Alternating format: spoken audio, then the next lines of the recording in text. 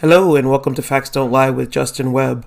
As this is my first podcast, I wanted to begin telling you a little bit about myself and why I've decided to do this. I've spent 27 years working in education.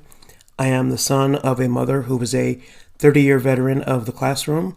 My father was an accountant who made his way into internal audit, two careers which demonstrated that facts were very important, and these are things that were taught to me at a very young age and kind of ingrained into me that facts matter. The reason why I've decided to do this is, as you watch our news, I am old enough to remember when the news used to give you facts, would present opinions, often opinions that supported both sides of an argument, and would allow you, the viewer, to make an informed decision. And we've gotten away from that. What we have now is opinion with some facts sprinkled in. Even worse, we are often given opinion which is asserted as fact, and this is my effort to see that turn around. I want to begin by discussing the Texas weather crisis. As you know, there was an Arctic blast that hit the state of Texas as well as other parts of the South. This caused a failure across all of the avenues of energy production as they froze up, and the increased demand, coupled with the failure, caused 4.5 million people to lose power, somewhere in the neighborhood now of 80 deaths and early estimates of about $18 billion in damages. As a result of this event, I had put up a post on my Facebook page. I was sending out thoughts and prayers to the people of Texas, and I had noted in there, except Ted Cruz, because he flew the coop. This, of course, was related to Ted Cruz's fateful Cancun trip in the middle of all of this.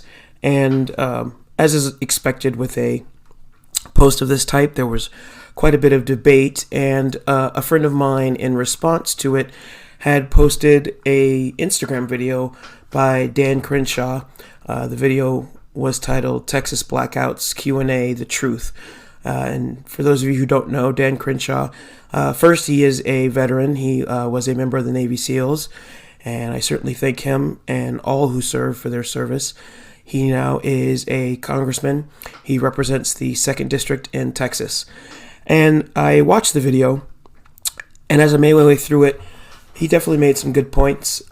One place where, excuse me, I agree with him for sure, is that we should not rely solely on renewable energy. I don't think that's where we're at. I don't know if that's a place that we'll ever be at. I certainly do believe that nuclear natural gas are options that we should consider with some regulations. I think with effective regulation, probably a mixture of effective fossil fuels as well as renewables is most likely the best course of action. So the tweets that initially Dan Crenshaw had put out regarding the incident seemed to place the blame solely on renewable energy, and I believe he even mentions a little bit in the video that his intent was to sort of walk that back a little bit. But I don't think he was particularly successful with that, and I want to kind of review some of the facts based on what he offered as the truth in the video. So first, he asserts that the only reason why 25 million people in the state had power was due to fossil fuels. You know, there was a failure across the board, across all types of energy sources, and I don't know that you can say it's the sole reason why power was available when none of the power sources were generating power is fossil fuels. He then goes on to propose a question regarding, using a mixture of fossil fuels and renewables, but he then immediately takes it to the extreme and says, if they had relied solely on renewables, then the situation would have actually been worse. So it seems as if he presents this idea of a question regarding the mix to sort of give him some cover, as if he's considering renewables as a viable source, yet he presents an extreme example that doesn't exist, and then blames, gives another avenue to blame renewables for the situation that they're in. He then, in the video, does allude to the tweets, and he says, something along the lines of, what about your tweets that seem to blame blame wind. And he says, well, kind of. So let's listen to the tweets. First he says, bottom line, thank God for baseload energy made up of fossil fuels. Had our grid been more reliant on the wind turbines that froze, the outages would have been much worse. Notice he does not mention that the fossil fuel sources froze as well. He then continues, this raises serious concerns about the reliability of renewable reliant power grids during extreme weather. It also raises serious concerns about the push to decommission baseload power sources like natural gas, which are more reliable than wind and are critical right now to keeping the lights on in Texas. Again, noting all power sources failed, not just the wind turbines. He then finishes with, all of this calls into question our ability in Texas to prepare for extreme weather events and plan power accordingly, so not relying on frozen wind turbines to heat our homes during a blizzard. Again, referring back to the renewable energy sources without giving any discussion whatsoever regarding the failures that occurred in the fossil fuel sources as well. So I think it's pretty clear here that these tweets were designed to place the blame squarely on renewable energy sources. As the video continues, Crenshaw then speaks to the energy reserves and notes that the reserves that used to be 30 million are now around 10 million megawatts. And he says that renewables are the reason for this drop. So the issue here is the facts reported by ERCOT, the Electric Reliability Council of Texas, which operates the electric grid and manages about 75% of the state's deregulated energy market, notes that renewables are responsible for roughly 10 to 13% of power generation throughout the state, meaning that the other energy sources, which are all fossil fuels, would account for roughly 90 to 97% of generation. So it doesn't really square that there's been a 66% drop in the reserves, and this is supposed to be due to a generation source that is only responsible for 10 to 13%, but it accounts for a 66% drop in the reserves. Again, the numbers just don't add up. Next, Crenshaw acknowledges that there were issues across the board, but he qualifies this statement with the concept that this was a once-in-a-lifetime event and that Texas, is not North Dakota, and then says perhaps there should be some grace for those in charge. Well, the problem with that is there was a loss of life, there are billions of dollars in damage, and there is a 2011 Federal Energy Regulatory Commission, the FERC report, that indicates why no grace should be given to those in charge in Texas. This represents actually a complete and total failure of government. And we'll get into the FERC report in just a bit. Next, again, Crenshaw notes that the windmills are inefficient. So again, some facts to sort of refute this. Iowa, which, yes, is a smaller state than Texas, but they are able to derive 40% of their energy needs from wind. In addition, Denmark and Antarctica are able to use windmills as a reliable energy source. And why is it they're able to do this? The cold weather in Iowa, clearly Denmark and Antarctica are very cold. Well, the reason why is because they winterize their windmills. This actually works. All of this brings us to the 2011 FERC report and why this matters. Report is about 357 pages and covers everything from the electric and natural gas industries as they existed in 2011, what preparations were made for the cold weather event in February of 2011, the event itself, what caused the outages and supply disruptions, prior cold weather events. Again, these are indications that this has happened before, and the key findings and recommendations from the report. Specifically, this 2011 winter storm saw single-digit temperatures and rolling blackouts, which affected roughly 3.2 million people across the state of Texas. Getting back to Dan Crenshaw's assertion that this was a once-in-a-lifetime event, clearly it wasn't, because we have this federal report from 2011 from a winter storm, which was an extreme weather event that had occurred just 10 years prior. So what did the report reveal? That temperatures were considerably lower than average winter temperatures, roughly 15 degrees more.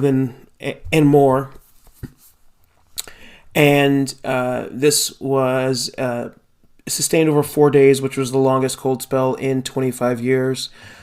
The winds also caused the equipment to lose heat. And although it would not be correct to characterize these events as typical, the report then notes that they were not unprecedented, also noting that the Southwest experienced temperatures well below average, which also caused outages in December of 1989, and there were less extreme cold weather events in 2003 and 2010. In each of these situations, generators failed to adequately apply knowledge and recommendations from previous extreme weather events, and especially as they related to winterizing the generation equipment and the auxiliary equipment in the plants. The report then goes on to note that the reason that the blackouts had to occur was that some 29,000 megawatts of generation became unavailable because it was derated, tripped, or failed to start. This represented the largest loss of generation in the history of ERCOT, including the cold weather event in 1989 and two hot weather load shed events in 2003 and 2006. More of the extreme weather events you would expect in Texas during the heat of the summer. So again, this represents that prior to the event of 2021, there were signs that things in Texas needed to be done differently. The report then goes on to note that with the exception of nuclear generating units of all types either tripped, derated, or failed to start during the weather event of 2011, and that gas combined cycle units actually had the highest percentage of those failures compared to their percentage of the total fuel mix, so the total amount of energy that was produced. The report then gets to the recommendations based on what occurred during the event, and basically says that all operators, generation owners, and operators within ERCOT and across the Southwest should consider, again, preparation for the winter season, so winterizing of this equipment, and notes that it should be just as critical as their preparation for the summer peak season, again, where they get the extreme heat, that they should create ambient temperature design, which allows for operating limits for each of the generating units that would include the accelerated cold from the cooling effect of wind, and then update them as needed, that they should include all temperature-affected generator, turbine, and boiler equipment, as well as the ancillary equipment and controls. So again, given some pretty direct recommendations that, in this particular case, ERCOT, as well as much of the Southwest, began winterizing their equipment to be able to, minimize or prevent this type of event from occurring in the future. The recommendations of the 2011 report were not followed. There was no winterization in Texas at all, which is what led to the event of 2021. There's also been quite a bit of discussion because in Texas, it is the only state that is not connected to the federal grid. And this was done through deregulation at the state level. And that's why ERCOT manages much of the state. And then you have some independent operators.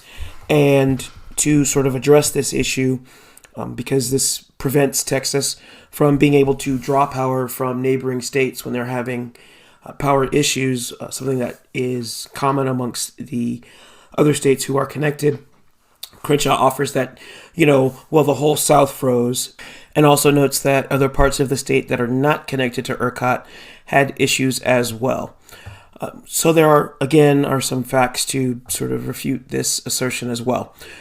El Paso, which is the sixth largest city in Texas, as a result of the 2011 cold weather event, decided to invest $4.5 million to winterize their energy production, and they also connected their grid to the Western Interconnection Grid, which allows them to network with 14 Western states, Mexico, and Canada. So a combination of the winterizing that was done in El Paso and their ability to draw power from this network, specifically Arizona, during the 2021 event, allowed for only 3,000 people to experience outages, and 2,000 of them had their power restored within 5 minutes. None of the people who were without power experienced an extended outage. So this gives us a direct look at what could have happened had Texas on a state level managed things differently. Crenshaw then sort of offers his final salvo at renewable energy, taking a jab at California, noting the rolling blackouts. Certainly California has issues with power, some of those very recent, but it should be noted that the rolling blackouts during the summer of 2020 were the first rolling blackouts in 19 years in California. That doesn't absolve them. Rolling blackouts are something that shouldn't occur. Every state should take steps to prevent them. But just demonstrates, I think, Crenshaw's desire to put the blame solely at the feet of renewable energy. So the next thing for us to figure out is, why would he do this, right? What would be the benefit? Perhaps if people don't see renewable energy as a viable source, then they won't want to see future investment in it. They won't want to see it expand, right? If renewable energy can be an effective means, perhaps it should expand, which would reduce the amount of fossil fuel energy sources in the state. And what kind of impact could that have? Well, the answer to that question, as is often the case, is follow the money. A review of OpenSecrets.org, which is a website that tracks donations to politicians, it demonstrates that Dan Crenshaw received for the 2019-2020 year $453,247 from the oil and gas industry. This was the fourth highest source of donations for Representative Crenshaw, behind retirees, Republican and conservative groups, and the real estate lobby. It should be of no surprise that this is a major issue in Texas with the amount of oil and gas industry in the state. They're a very powerful lobby, and the situation is actually even worse on the state level. Texas has no limits on individual donors for those running for state office, and has a history of major donations to politicians from the oil and gas industry. Current Governor Greg Abbott received a $1 million donation from Midland Energy. And previous to Governor Greg Abbott, Governor Rick Perry, who served from 2000 to 2015, often received large donations from Midland Energy. Rick Perry also served as the Secretary of Energy under the Trump administration. He resigned, somewhat involved with the issues regarding Ukraine and the initial Trump impeachment, but that's kind of a whole separate matter.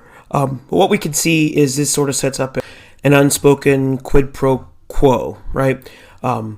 The public officials in the state of Texas seem to remove themselves, deregulate, which allows for the oil and gas industry to flourish, and then seems to promote the ideas that renewables are not an effective source of energy. Again, I'm not coming from a place of saying that renewables is the be-all, end-all, but I believe there is a place for it, and clearly there have been efforts in the state of Texas to prevent this from becoming more widespread than it already is. It should also be noted this is not a situation that is unique to Texas, certainly highlighted by recent events. And, in California, Governor Newsom received donations from PG&E, one of the major energy providers in the state. In addition, PG&E donated millions to California politicians, even after the company was convicted of 6 felonies connected to the 2010 San Bruno pipeline explosion that killed 8 people. In all, PG&E donated more than $800,000 directly to campaigns, $372,000 to influence the outcome of votes on ballot questions that would impact them, and then $3.2 million to political spending groups. And then much of that money actually finds its way back to candidates. So this, I think, demonstrates the need for effective campaign finance reform to get some of the power and influence out of our politics, but that's probably a topic for another show all by itself. So, why does this matter? Inaction in Texas not only resulted in death, possibly resulting in expenditures that would far exceed what it would have cost to winterize the energy infrastructure.